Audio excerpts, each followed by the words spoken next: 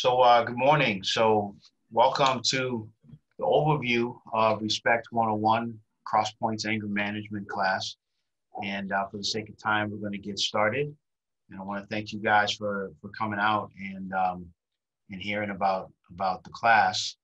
And, so this is, so I'll just kind of give a little background here.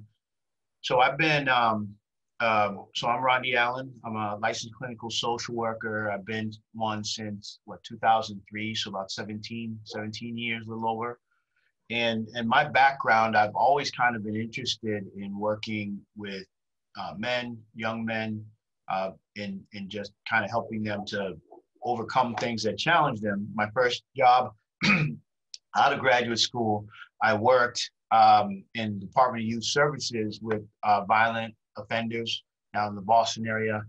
Then I worked at the Boston Police Department, kind of reaching out to offenders as well, to at-risk, high-risk youth in the community who would become offenders, who had become offenders. And then also some other DYS-related programs. And I worked for a few years doing outpatient therapy for various agencies till going into private practice starting in about 2009. And when I was in private practice, I kind of observed, some trends. So I liked working with especially peer age men and young men in kind of on the things that concern them. And I observed that a lot of times it would be anger that would be the first presentation of whatever it is that they're struggling with.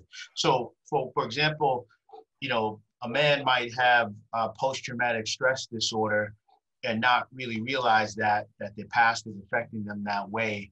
But what they will notice is that they get angry, that they act out in anger. Can you guys relate sometimes to acting out in anger that way? Yeah. And so I wanted to create something to address what I saw to be a pattern of a need, because as we've been socialized, it's less common for a man to recognize that they're anxious or depressed, but what they do recognize is that sometimes they lose their temper. And so I started to kind of become more interested in that particular need. I went in 2012 to get certified as an anger management specialist. I did that anger management work at a residential program that I was contracting with at the time. I did a group. And out of that, and out of some experiences that I had with various curriculum, I decided to create kind of CrossPoint'S model. So CrossPoint, we're a Christian counseling agency, and we practice a faith-based integrated approach. And I'm going to kind of dig into a little bit more of what that means here. Let me see here. I'm going to share my screen. I'm going to share a PowerPoint.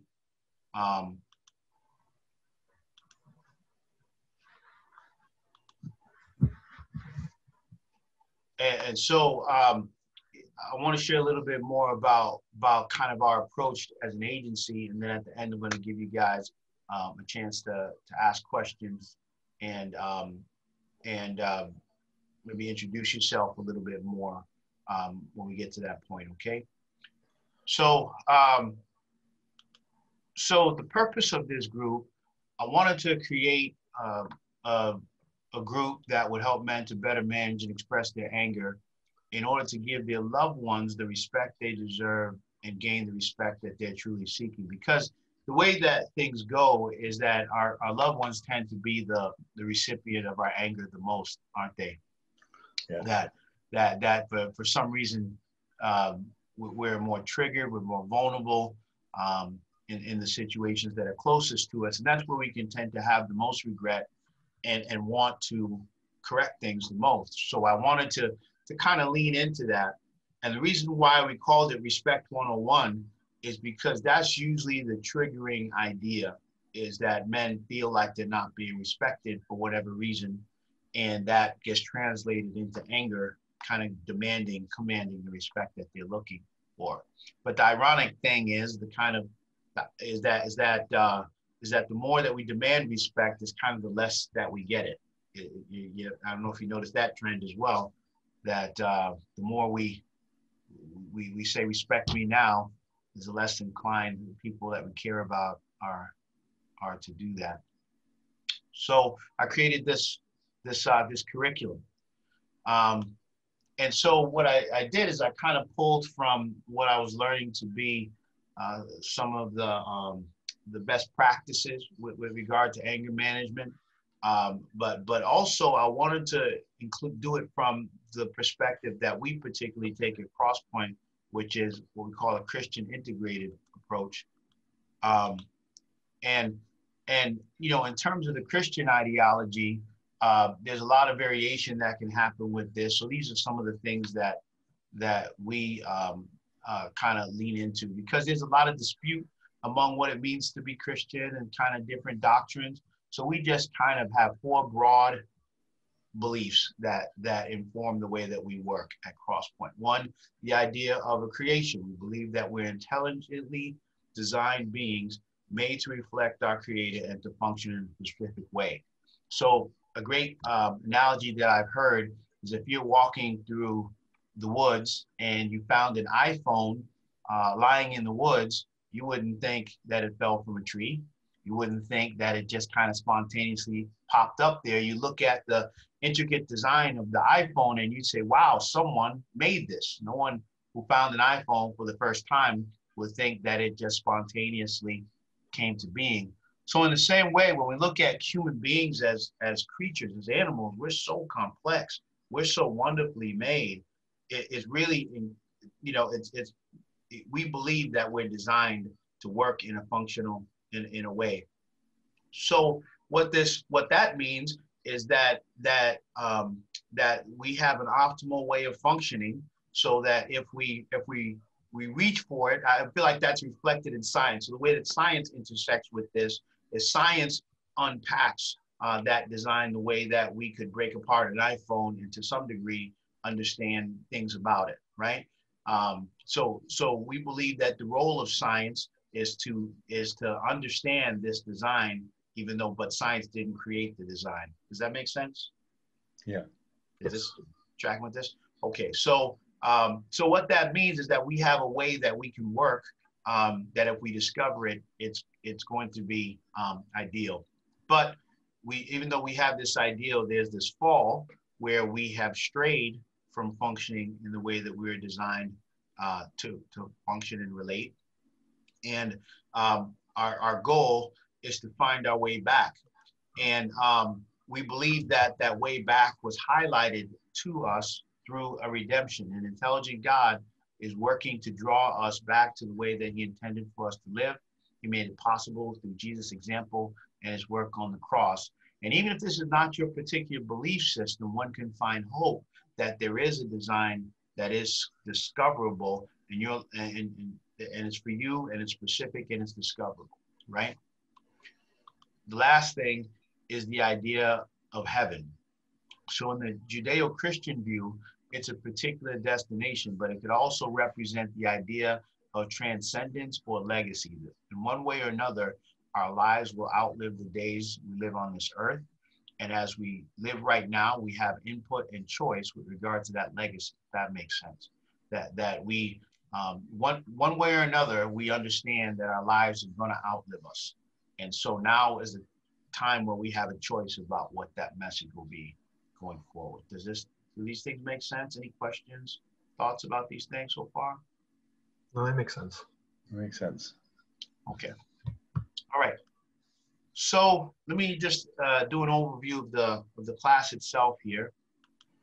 So these are the sessions, and I'm going to dig into them a little bit more. Session 1 is It Desires to Have You. And, you know, all of these session titles, they have a scriptural reference, which, you know, may or may not be familiar. But either way, I chose specific scriptural references that had a narrative that could ground you. So even if it isn't your belief system per se, you can relate to this narrative and be able to find some insight in how to interact with anger. So It Desires to Have You is based on a scripture reference in Genesis that, you know, Cain and Abel and his struggle against his anger, Cain's struggle. Session 2, Fearfully and Wonderfully Made, referencing Psalm 139, just kind of talking about our design, and we're going to unpack some of the science of anger and how it works from a biological perspective. Session 3, actually that's a specific scripture reference, but it's a call to action, and we're going to talk about intervention plans, because the goal for the class is for everybody to walk away with actionable steps that they can take in order to better manage their anger. Session 4, taking every thought captive, referencing scripture in 2 Corinthians, is going to talk about just the cognitive part of this approach. So this is overall cognitive and behavioral approach, as it's called clinically. And the cognitive part deals with interacting directly with your own thinking. And we're going to kind of teach about how to do that. Session 5, Be Still My Soul, Psalm 46, which talks about being able to pursue a sense of peace. And we're going to talk about relaxation and how to specifically do that. Important behavioral strategy. Session 6 hinges off of a proverb that talks about the righteous being bold as a lion. And we're going to talk about how to communicate assertively. Assertive communication is neither passive nor aggressive. It's in the middle. We're going to further define that. As I Have Loved You is going to talk about the idea of forgiveness based on John 13, and forgiveness and the struggle with forgiveness has a lot to do, I found, with chronic issues with anger. The legacy of anger is going to talk about, get us to consider how our family experience affected us toward creating an atmosphere of anger, and then also how we might be affecting other people in our expression of anger. Session 9, a thorn. We're going to do a personality assessment, and through that kind of analyze kind of our nature, kind of our basic temperament of how we've been made up, and how it can create and contribute to pathology. And in session 10, mature, we're going to talk about continued growth in confidence and self-esteem and how to pursue that. So let me just unpack this a little bit more.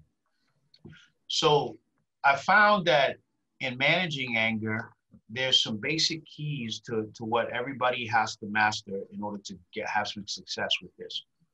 First thing is being able to recognize earlier when they're getting into this arousal state of anger.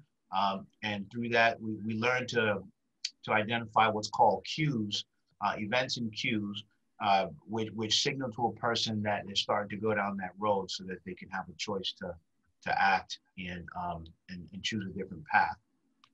The second thing is, once someone starts to recognize that their anger is escalating, they have to figure out, well, now what do I do? How do I de-escalate and deal with this anger?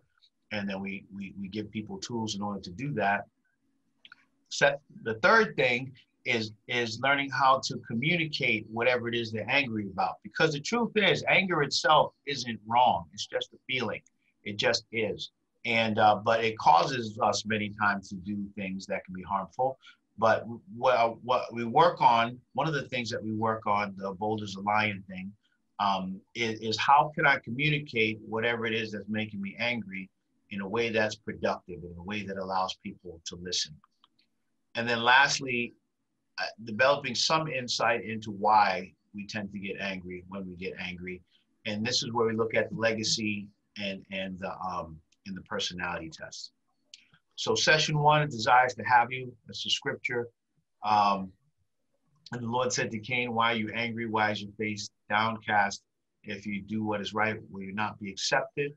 But if you do not do what is right, sin is crouching at the door. It desires to have you, but you must rule over it or master it in some translations. So the idea of thinking about anger, almost like it's an animal that's trying to master you, is I find it to be really helpful. Because you really think in this paradigm, in this model here of taking your anger on with the desire to master it. And you know, animals can be unpredictable sometimes. I have a dog who does crazy things, goes to the bathroom where, you know, they don't need to go to the bathroom, and sometimes chews on things. But you know, I'm working with that animal on how to get it to do the things that I need to do. But it's a little bit of a dynamic process, and really, our anger, interacting with it is also a dynamic process. And so this is what we're going to strive for. We're going to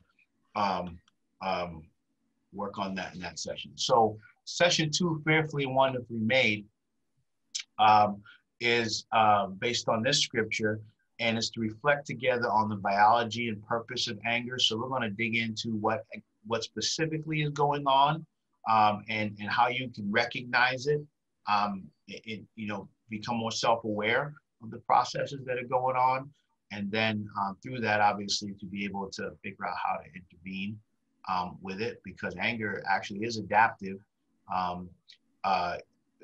And so we want to figure out what those adaptive processes are and how to interact with it. Session 3 is where we think about actions that we can take and really start to formulate actions that can be taken to better manage anger in light of triggers, events, and cues that we recognize. And we start to talk about how you can put together what's called an anger management plan. Let me break that down. Session 4, we demolish, based on 2 Corinthians 10:5, we demolish arguments and every pretension that sets itself up against the knowledge of God. We take captive every thought to make it obedient to Christ. In this session, we focus on intervening with anger via the management of thinking. It's well supported by both scripture and research that our behavior is driven by feeling, which is driven by thoughts. And then we have some passages that further illustrate that. We talk about what's called thinking errors or cognitive distortions, and schema, as they call it in cognitive behavioral therapy, and how to better manage those. So in this session 5, Be Still, we dig into these emotional experiences that we call awe and shame. Awe is when we have a sense of wonder, we have a sense of feeling small, and that can be an experience that we embrace. You know, something like when we go to the ocean, or we go to, you know, if you see the Grand Canyon or some great wonder, it can make you feel small in a good way. And then shame, which can make you feel small in a bad way. And we'll talk about what those are and kind of how you manage that, because I found in my clinical experience that those things drive anger a lot. So then we talk about assertiveness. Proverbs 28:1, the wicked flee, though no one pursues, but the righteous are as bold as a lion. How can you have a good sense of boldness about the anger that you experience, and talk to people in a respectful way about it?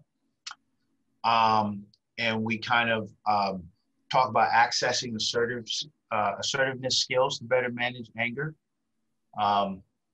As was indicated in earlier sessions, anger itself is not what creates the problem in a person's life.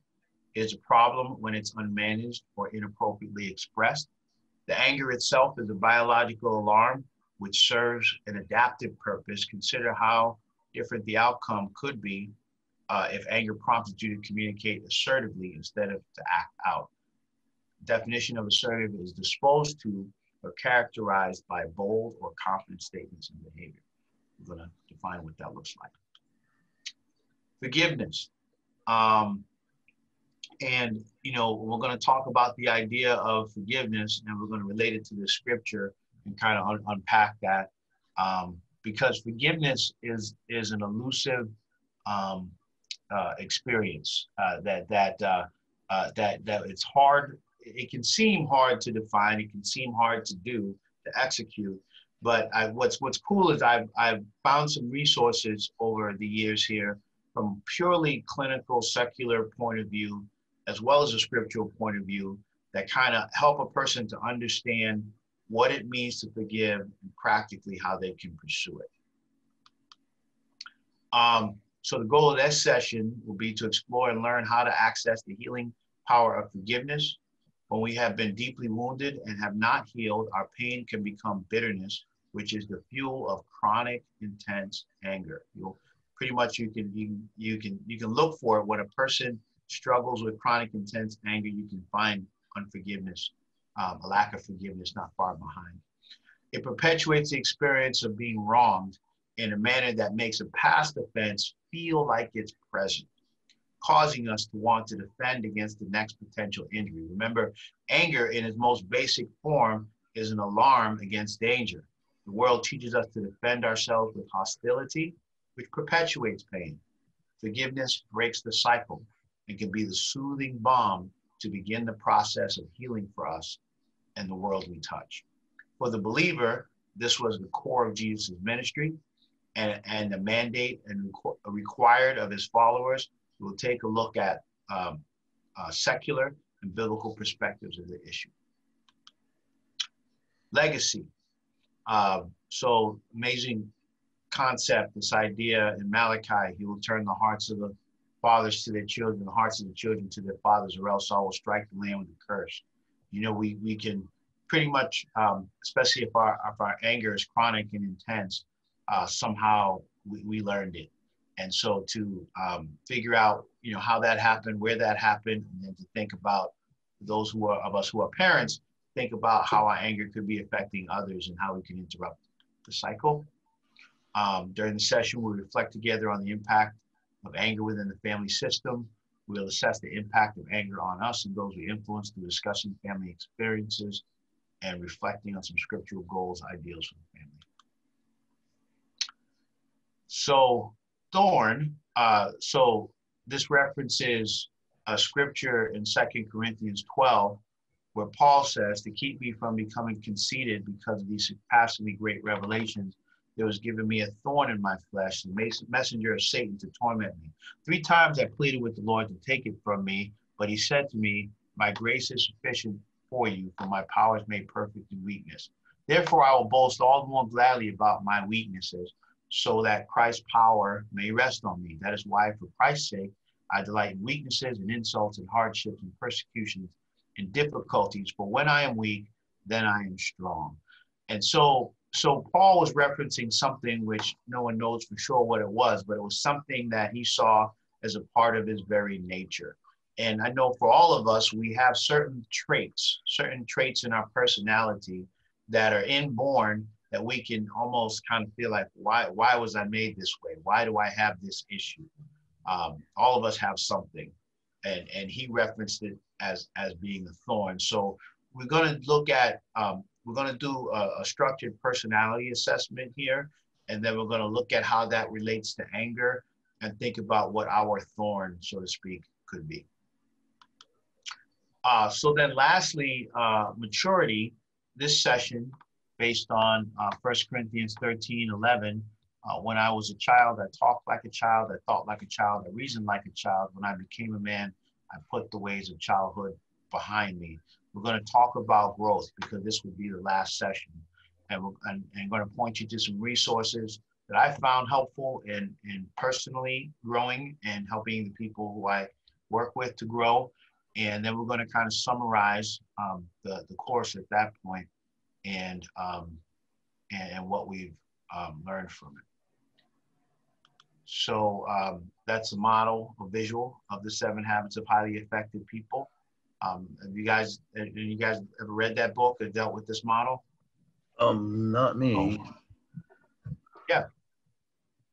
Well, I think you'll find it really enlightening, and I think it really kind of diagrams really well what kind of the building blocks are of a healthy self-esteem. So practicals, and I'm gonna go ahead and stop the slideshow, and I'm gonna stop the recording here too. Well, actually, before I stop the recording, let me say that very practically, the class is gonna run from 8 to 9:30 for the next 10 weeks, starting next Saturday. On Saturday mornings, obviously by Zoom. If you are paying cash for the course, it costs $150. if you want to use your insurance, we can arrange that. It's just a little bit more of an in-depth process. So meaning you have to have an intake, you have to be a client, we have to kind of do a little bit more of an assessment, and then we could use your insurance. Typically, because it's only $150, there's a co-payment for visits. It typically works out to be usually more expedient for people to pay cash. But during the COVID crisis, though, a lot of companies are waiving co-payments. I don't know what your particular situation is, and we can talk more about that when we're off the recording. So the registration process, I do have just a brief form that I'll send you about this specific class, just asking you a few questions, a little 2-page thing. And if you're going to use your insurance, it's a little bit more of an in-depth registration. If you are participating in this course as a requirement for something legal, typically they want you to have like a certificate when you're done. And in order to get a certificate, you have to attend at least 9 out of the 10 sessions. So I can't remember what the layout is, but this course will take you down to December sometime. I want to say like maybe about the second week of December 12th, I think is the last one. And so I know over the course of that time, different things will come up. Even though now snow won't be an issue. We won't have to worry about things like travel. But on the off chance that something came up, you have to attend at least 9 out of the 10 sessions in order to get a certificate of graduation.